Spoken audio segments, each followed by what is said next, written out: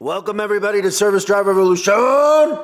We have a very special guest today, but not to be outdone by Jeremy and Adam. But introduce our guest today, Jeremy. Well, coming over from the great state of Virginia is Carl East, one of our high-performing service managers over on the International Network. He's a member of Highway Motors. He's also one of our early adopters of our action plans, of our uptime program, and generally a pretty nice guy, I'd say. He's also one of the early adopters of International 360 too. So, and he has a pretty good net to gross performance from our service manager training. So he kind of wanted to pick his brain a little bit, kind of see what's been working over at Highway Motors lately. What's really happening on the front line? So, Carl, why are you out protesting every night? Not protesting, just sitting there taking it easy. Just taking it easy? Yep, just taking it easy. Okay, Adam, why are you protesting every night? I'm protesting because I want to be back out there in the front lines and working and visiting all of our service locations. I want to get out there and be exposed to everything that I could possibly take. So you're taking it to the streets. You're standing up for your rights. Taking it to the streets. Yes. That's awesome. So Jeremy, you kind of want to go through and set Carl up for the things that you think our viewers and listeners would really take away from his wisdom and knowledge and just his execution overall? Yeah, sure. Basically, one of the things that we like to talk about a lot, we like to talk about two things that my group does. We do personalized dealer visits where we go through your operations, your process with you, and make recommendations that might make you more money and make drive customer satisfaction and basically make the repairs go a little bit faster. Carl was one of our early adopters of that program. Before we even call, I think you were a member of Project Confirmation, weren't you, Carl, or did you come on with Uptime? Yeah, so Project Confirmation.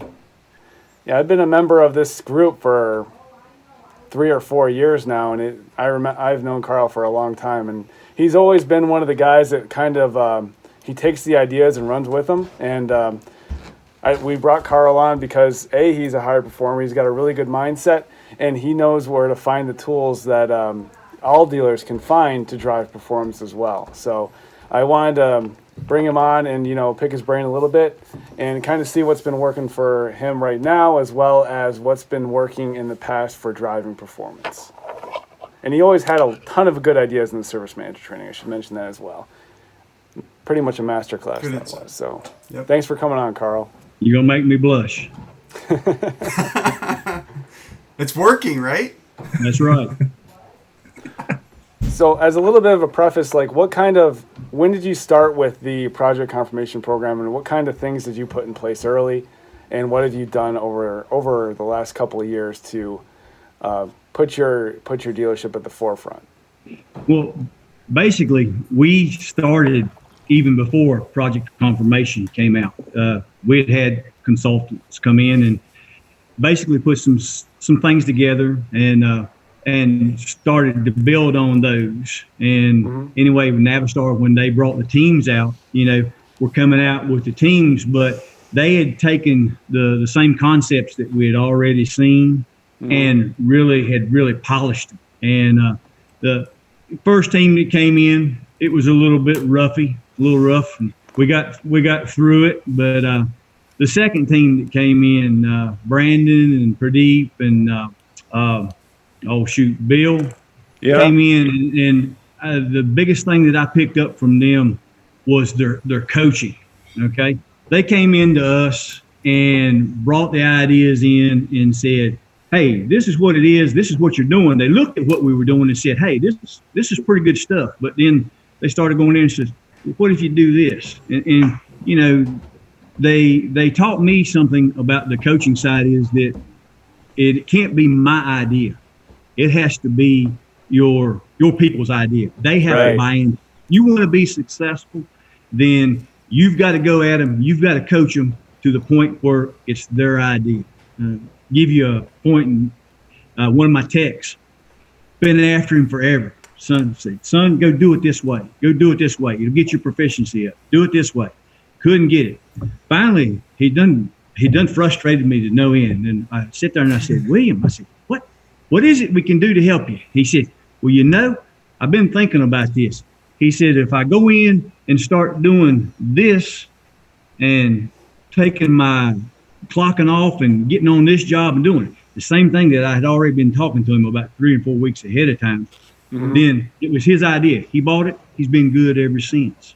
But it wasn't his idea to start with. It was my idea. Now, when he took it on himself, he was okay. Can I ask you a question about that, Carl? Why do you think that sometimes managers get in this mindset that their market's different, their situation's different, their automatic response to things is that won't work here, without ever trying it, without ever really being open to it? Why do you think that happens?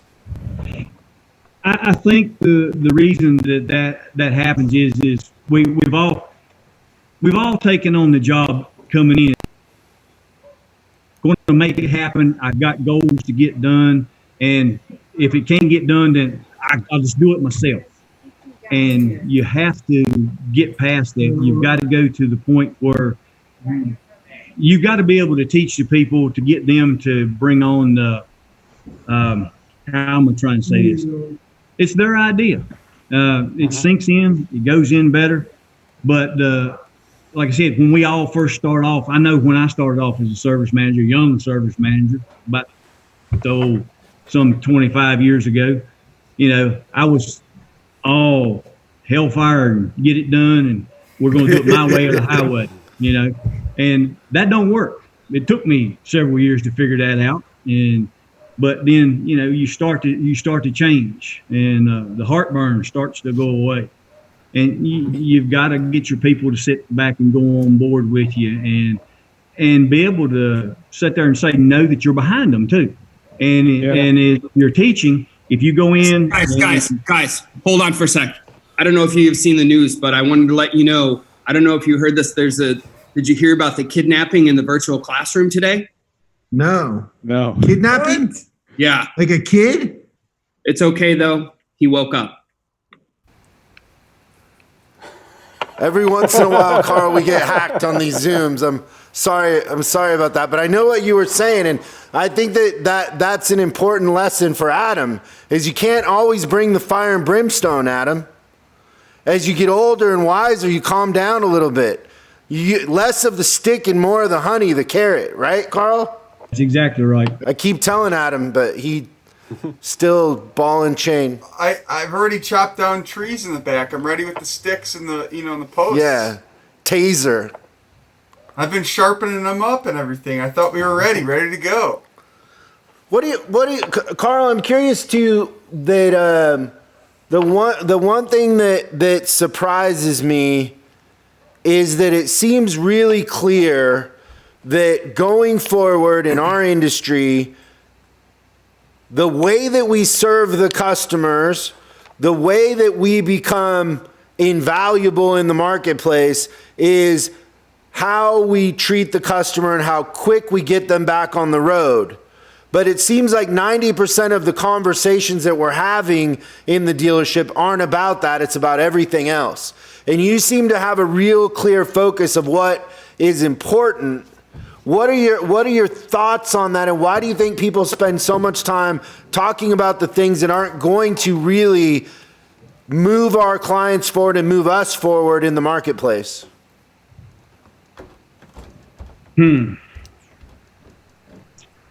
That's a good question. You got a good joke?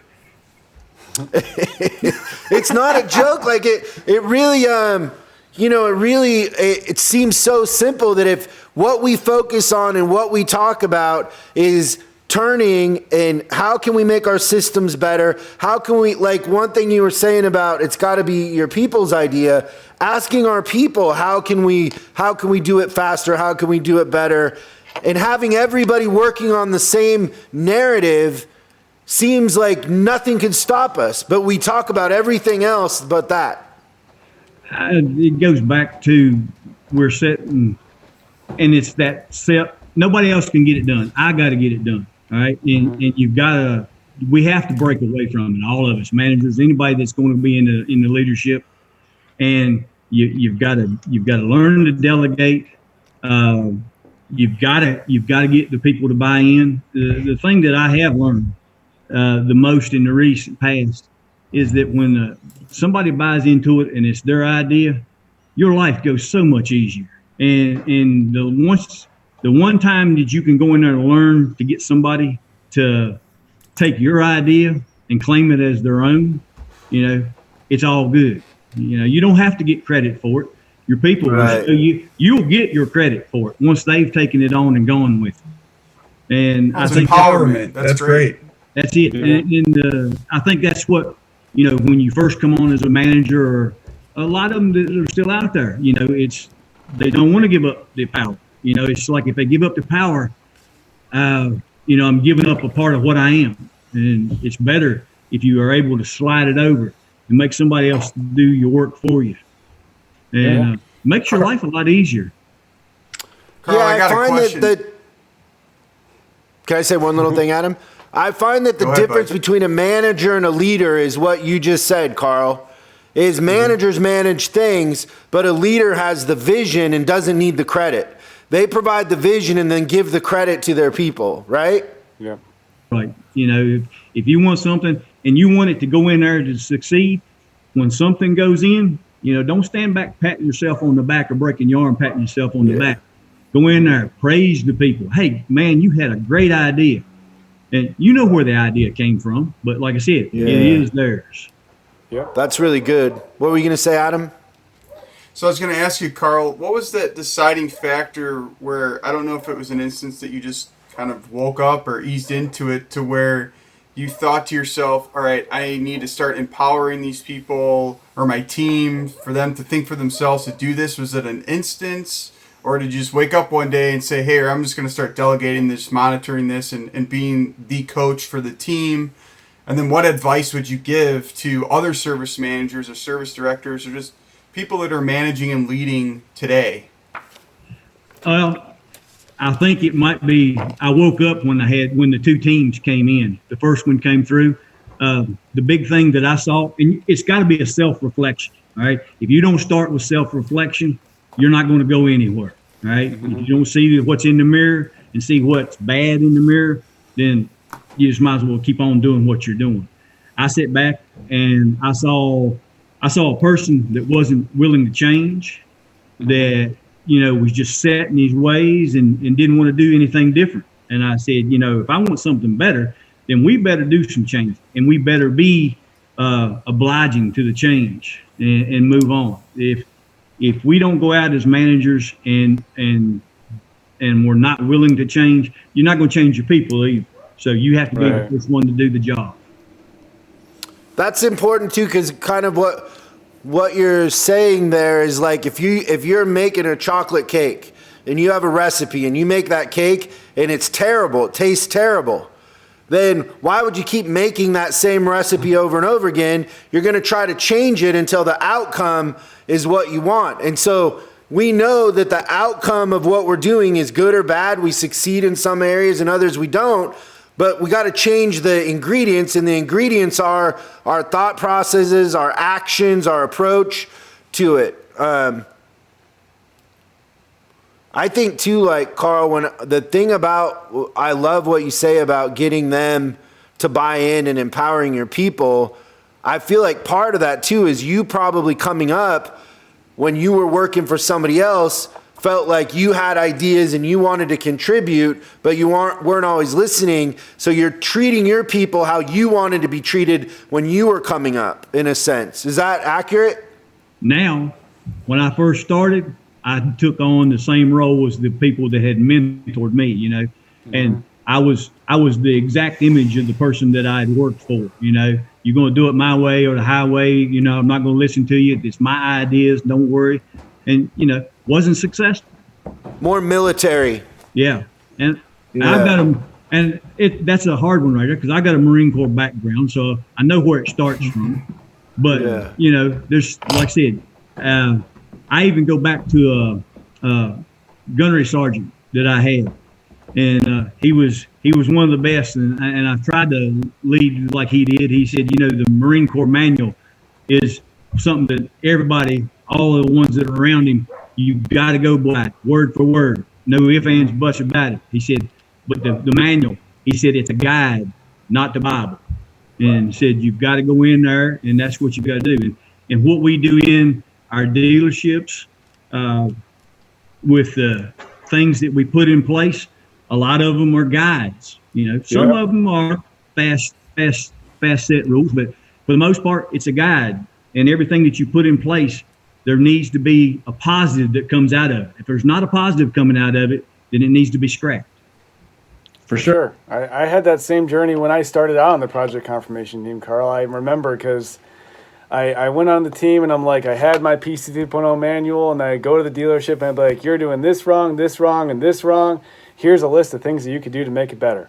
And surprise, surprise, Carl, it didn't work out so well for me. A lot of dealerships didn't take the recommendations because, first of all, I wasn't properly putting those processes into the context of the dealership I was at.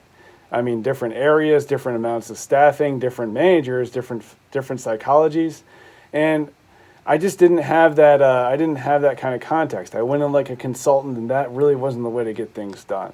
So, I think the teams that went in later, they did a great job, and I really like and we're starting to have that approach as a team. Like myself, Adam, we want to work with dealerships, and we don't want to work in spite of them to basically get everyone to go on the manual. The idea is throughput, whatever it takes. So. Well, that was the same thing with the first team that came into us, came in with the same approach. It wasn't you, okay, but they came in with the same approach. And I'm going to tell you, hard head met hard head, so we butted heads real hard. Yeah. And it was midway through it, and I was sitting there going, "Nah, let's just scrap this and get away from it." But I had to take a deep breath, walk out, and then take a look at some of the things that they said, and I made changes right at that point. And then I went back in and said, go in there. But now your second team, I learned so much from them as far as the coaching, making it your people's ideas. I gleaned a lot from them. Yeah. Where do you think it's headed, Carl? Where do you think our industry's headed? Well, if we can get past this coronavirus, I think we can keep on coming back to the top. I've got a no-fail built-in mechanism. We've got one direction, and that's to go to the top. And we have to do it, but we also have to empower our people so that we can get it done. And if we empower our people, we will get it done. Well, I got to tell you, your approach and your mindset is refreshing and inspirational. Is there anything, Jeremy, that you want everybody watching and listening to this to take away from Carl that we didn't cover? I think Carl pretty much nailed it, but I will say that a lot of the stuff that we put into place, we have gone through with the ear of dealers. We've had dealers look at it and see, does this work for you? Does it not work for you? So if you want some help with these processes, by all means, contact my team. We've got all our action plans on the Diamond Edge site. We will help you work through them in the context of how your dealership functions. So by all means, reach out to us. Carl, thanks a lot for your perspective, man. It's really been a good experience, and I appreciate you going through kinds of the things that have been motivating you. I think that will help out other dealerships a lot. I think it's important too that everybody listening to this understand two things. One is I've worked with a lot of manufacturers, and I've yet to work with a manufacturer that cares as much about their clients as you guys do and have empathy. And it isn't this hierarchical take it or leave it. And then you really treat people like they're a part of a family. And the second part of that is we're stronger together than we are apart. If you're not reaching out just to be a part of the conversation, Like, it isn't about being consultants. It's about being a part of what's going to move us forward and everybody getting better and you contributing too. It isn't a one way, Carl has contributed a lot to the overall narrative because he's participating in it. And so he has, it's everybody together in your ideas and trying things, but coming in with an open mind and saying, we're at no point as an industry where we're going to put our feet up on the desk and say we won life. We can all get better, and we have no idea what's coming in the future. So let's get together and be stronger as a community, as a team, and not just, us against the world, because us against the world isn't going to work. It's a lonely place. So, there's never been a better time or a better environment to come into where your input is welcomed, and we all have the same enemy. We're all going after the same thing. It is, it's not disjointed that way. So join the conversation and be a part of it, right? I'd like to join the conversation. I know that I've got a tip here that's going to help. You got to learn how to keep Christian out of this thing, Chris. Everyone I don't know how he keeps getting He's on. a hacker. Jeremy, this is for you, buddy. This is going to change your life. I know that a lot of wives are getting worried because they can't do their hair, their makeup, and nails. I found a guy. He's my mortician, and people are just dying to get in to see him. Oh my God. Morticians are doing hair. I cut my own hair. Can you tell? I trimmed up the beard. Wasn't going to say anything though. Boy, it's a little uneven. I don't know if you can tell, but I did my best. Okay, Carl, do you listen to podcasts? Not that much? Not that much. Okay, well, we've been doing this thing, I don't know if you've been watching, where we read a book a week and then we're talking about the book, but we actually moved up the date of this and we didn't really finish books. So Jeremy had the great idea of sharing our favorite podcast. And so do you want to go first, Jeremy, or you want me to go first?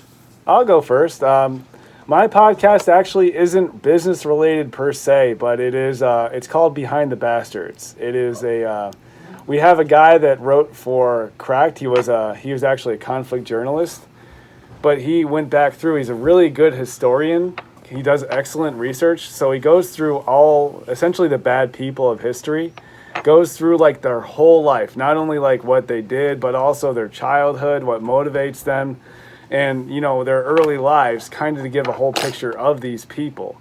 Like he'll go through like Frederick Wilhelm. He did a bunch on Stalin, that kind of thing. And I think it's a really fun podcast because he puts a lot of humor into it. He cites all his sources, and but what's enjoyable to me is I like to really get inside the head of some of these people to understand what motivates them and what motivated other people to follow them. And I think there's something to learn from everybody, and there's a lot of personality traits that they all shared that was kind of interesting about it. So I highly recommend checking it out. It's Behind the Bastards again. It's on all the podcast things. So you recommended that one to me, I think, was it about Hitler? We were talking about something. I don't know. I don't remember if it was that one specifically, but yeah, I definitely I went and listened it to that series. I think it was 3, and it was great.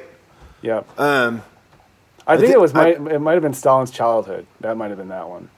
He's hilarious. Yeah, I don't know if you remember. It was when we were supposed to be in Phoenix, but we were in northern eastern Canada, and it was too cold to go outside. So we were talking about. I don't know if you remember that, but I do.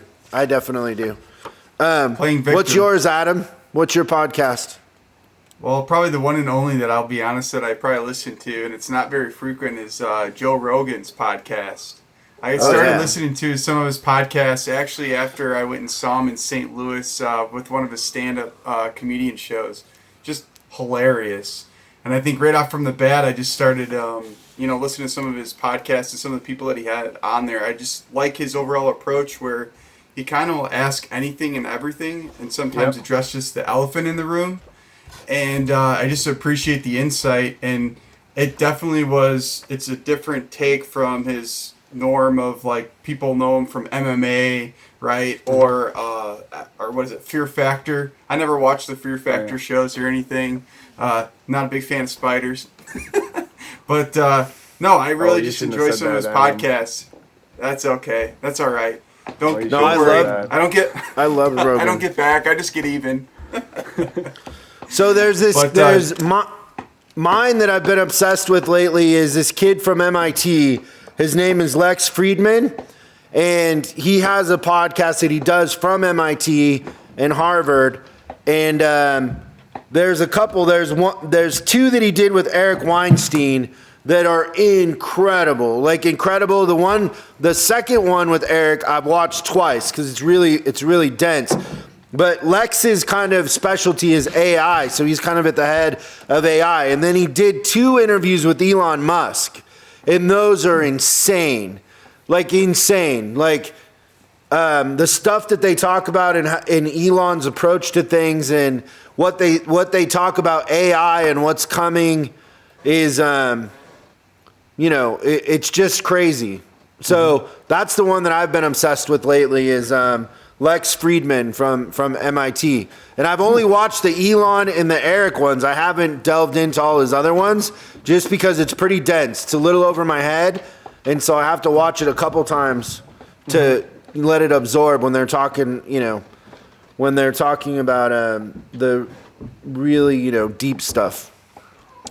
Because I'm a little, really cool. I'm a little slow, Adam. I don't know if you noticed. It takes me a little while. I'm more kinesthetic. I like to get my hands dirty. I'm not so good with the textbooks. I think takes me a everybody little on time. this podcast, on this video would agree with you. That we're more Definitely kinesthetic. Yep. That we're not so tech smart. We're street smart. We're not school smart. I'm not. You're out in street LA. smart You have to be street smart, or right? either one.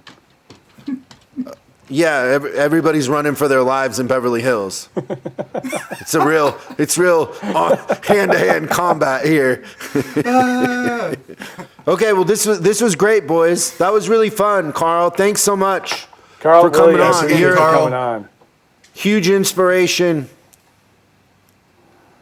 All right, Thank sir. you. We'll keep killing it out there, and we'll keep in touch. Thank you again. We'll see you next keep in week. touch for sure.